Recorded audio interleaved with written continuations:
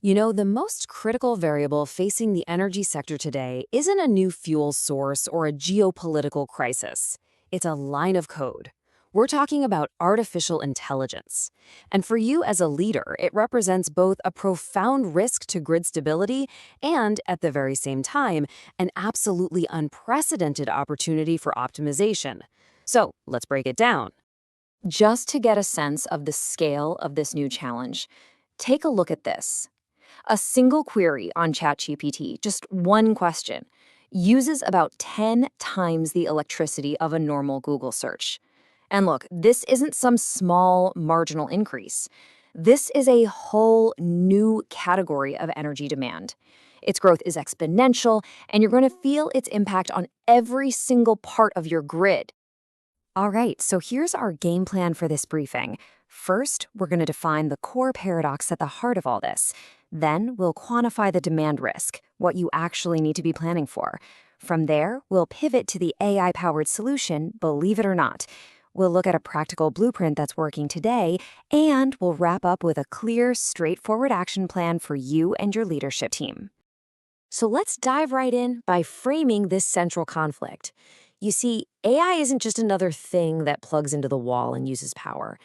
It's a unique force that is simultaneously putting incredible strain on our infrastructure while also offering the very tools we desperately need to build a net zero future. Here's the paradox laid out as simply as possible. On one hand, you've got the challenge. AI-driven data centers are causing this massive surge in demand that's straining grids and threatening our emissions targets. But on the other hand, there's the opportunity. That exact same AI has the potential to become the intelligent brain of a fully decarbonized grid. The huge strategic question for you is, how do you manage the challenge on the left to unlock the massive opportunity on the right?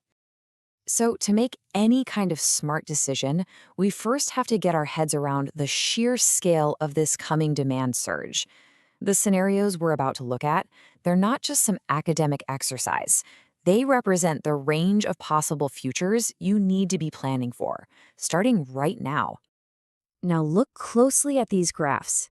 The thing you absolutely have to see here is the divergence, that massive split that happens right around 2028. Before that point, all the projections are kind of clustered together. But after that, the potential paths for electricity demand driven by AI just explode in completely different directions. This level of uncertainty creates a really high-stakes environment for planning, so let's break down what these four lines actually represent. First, let's imagine the liftoff scenario. This is a world where AI adoption and economic growth just go full throttle. The transformative potential of AI is completely unleashed. But it comes with a massive energy bill.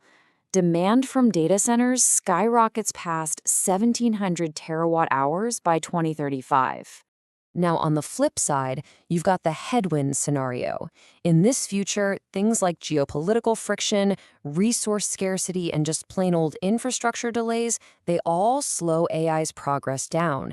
Technological advancement gets constrained, and as a result, energy demand plateaus at a much lower but still very significant 700 terawatt hours. Our third path is what you might call sustainable AI. This is the optimistic scenario, where we figure out how to balance innovation with sustainability. It assumes we make huge gains in efficiency, leading to a much more manageable growth curve that still gets close to 1,000 terawatt hours. And finally, we have the cautionary tale, the one that should keep us up at night, the energy crisis. This is what happens if demand growth completely outruns our ability to plan and build infrastructure. Look at how consumption peaks around 2030 and then just crashes. That crash means grid failures, energy shortages, and massive economic disruption. The key takeaway from all four of these is simple. The future we get isn't pre-written. It's going to be determined by the strategic and investment decisions we all make today. And of course, all that demand, it translates directly into CO2 emissions, right? These charts just prove that the path we choose has a dramatic impact on our climate targets. That liftoff scenario sends emissions soaring. And yeah, The energy crisis shows emissions dropping, but that's a drop caused by catastrophic grid failure. That's not a win for anyone. Okay, so that's the scale of the problem. It's a lot. But this brings us to the really fascinating part of this paradox. Now that we've defined the problem, we're going to pivot to the solution. And ironically, the very technology driving this crisis, AI, is also our single most powerful tool for managing it. So that really is the billion-dollar question, isn't it? How do you meet this completely unprecedented new demand, while at the same time you're trying to decarbonize the grid? The answer isn't just about building more power plants. It's about building a smarter grid. So, what is a smart grid? Well, think of it less like a one-way street for electricity and more like a dynamic two-way conversation. It uses AI and a constant flow of real-time data to make the entire system more efficient, way more resilient, and much better at handling the intermittent nature of renewables like solar and wind. So what can AI actually do? Well, it all starts with data. You get real-time monitoring from thousands of IoT sensors all across the grid. That data feeds into AI-driven forecasting models that can predict things like weather and demand with incredible accuracy. This allows the system to automatically dispatch energy storage or manage demand in real time. But it gets better. It uses that same data for predictive maintenance to prevent failures before they happen, and can even allow the grid to diagnose its own faults and start healing itself. And this is the end goal, right? This is what it all looks like when it comes together.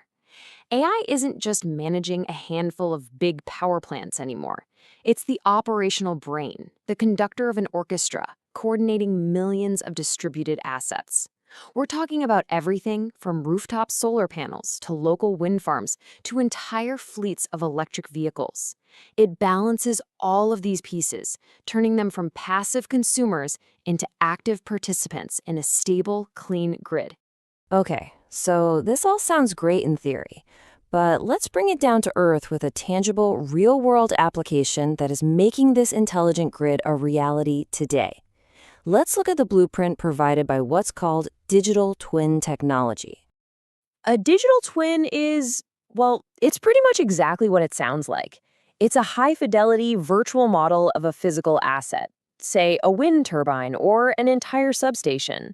But the key is that it isn't static. It's a living, breathing model constantly being fed with real-time data from sensors on the physical object.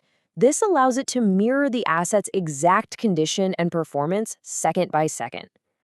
And the beauty of this technology is that it adds value at every single stage of an asset's life.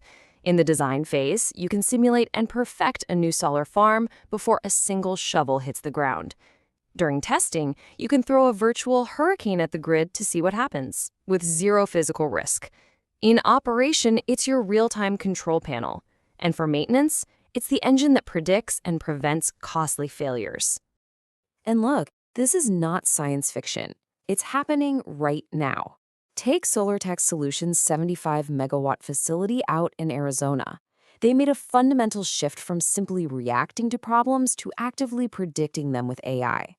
By rolling out thousands of IoT sensors and using deep learning algorithms, they completely transformed their asset management, which dramatically increased their uptime and proved this model works at a massive utility scale.